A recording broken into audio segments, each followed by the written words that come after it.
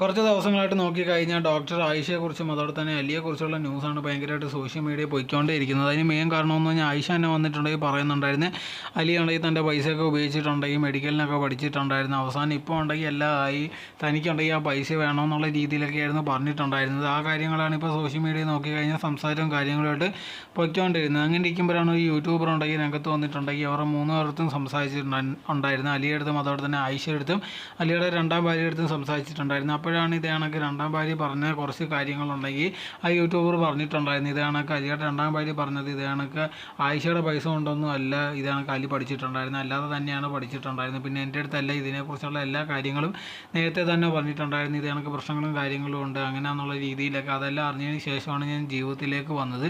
പിന്നെ ഉണ്ടെങ്കിൽ എൻ്റെ ചേട്ടൻ ഉണ്ടെങ്കിൽ ഇത് കണക്ക് ആരും പറ്റിച്ചിട്ടൊന്നും ഇല്ലെന്നുള്ള രീതിയിലൊക്കെയായിരുന്നു പറഞ്ഞിട്ടുണ്ടായിരുന്നത്. എന്തായിരുന്നാലും ഇതുണ്ടെങ്കിൽ മുഴുവനുമായിട്ട് എല്ലാം വിശ്വസിക്കാൻ പറ്റുമെന്ന് അറിയത്തില്ല. രണ്ട് സൈഡിൽ രണ്ട് അഭിപ്രായങ്ങളാണ് വന്നുകൊണ്ടേ ഇരിക്കുന്നത്.